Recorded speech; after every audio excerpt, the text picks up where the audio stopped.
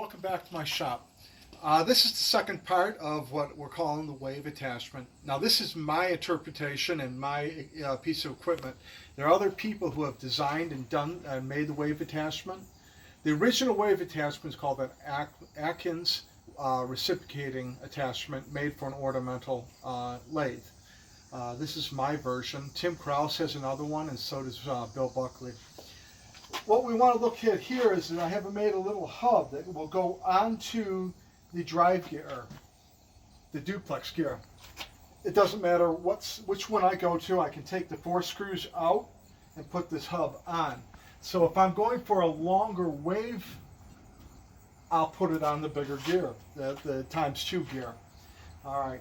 We have off of this, I have a drive gear here, which, according to which side of center I'm on, is going to give me the amount of modulation, amount of pitch that I'm going to have, the wave that is, from 0. I've got this marked at, this is the 0 mark, which is right on the center. If I offset it to right of the center line, when I turn it on, you can see the first movement is it's going to pull down.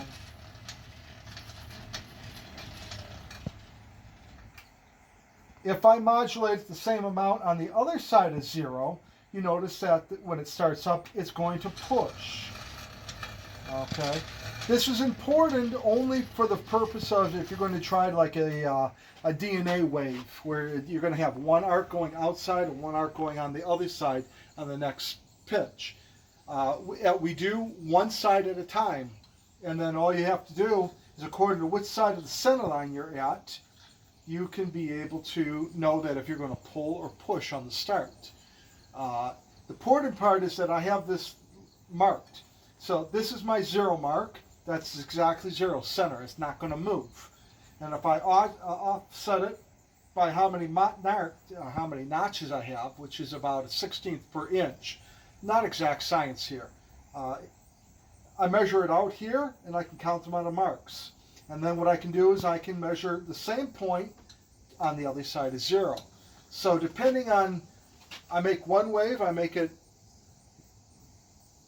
go to the back side of the mill, and then the next one I'll have it come to the front. So that means that the wave will start or push according to where I'm at off the center line.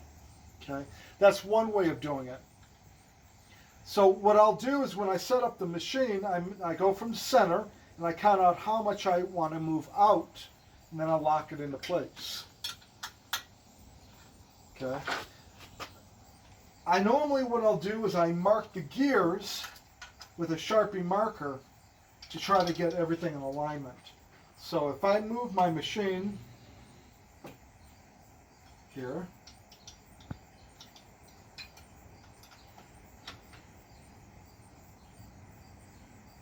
yeah, a little bit off. Oh well, get the idea anyways. This line lines up here, and that's what we're looking for when I'm setting the machine up to run. As long as these lines are in alignment, that means the gear, or this part that we're turning, the gears are in actually alignment every single time. When I run the machine down to the end, I'm going to disengage the gear, and I'm going to move it all the way back to the beginning again, and then I'm going to run the machine until we get these gears. Now look at this. That's close, but this one's not, so I have to go around again. These gears will only go together, missed again, it should be the 3rd or 4th revolution. There we go. And remember, I had this started a little bit off. But the idea is now we're in the exact same alignment we were when we started. What I'll do from this point here is I can re-engage the Acme screw for the carriage, and now we're ready to go. If I've already made my first cut, then what I can do from this point is I'll release the indexing gear, and through this point I will then count my numbers of how many holes I'm going to cover for the next cut. Then I'll lock my pin back in place, keeping everything in sync, except for now I just moved the spindle X amount in order to get to where we want to go for the next cut.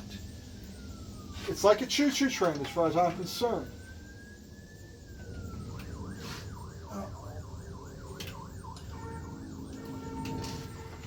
I hit the stop. So what we want to be able to do is, as this piston goes around, it's going to pump one way, or if I bring it at the other side, it's going to pull. That's a pretty simple setup. I'll send out pictures on the group of individual pieces, but you can see that it's no more than a piece of aluminum mounted to the duplex gear center. I got a pivot point. I don't know what you call it. It sort of looks like a question mark that I can be able to modulate according to center. That's going to go in there, and it's just going to pump back and forth, and that's all it really does. So if there's any other questions, let me know. Last point I want to cover is that I always use a recoil spring.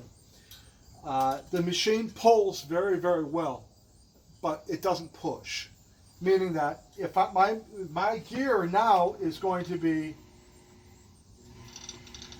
shoot, I put it right on the center, it's not moving.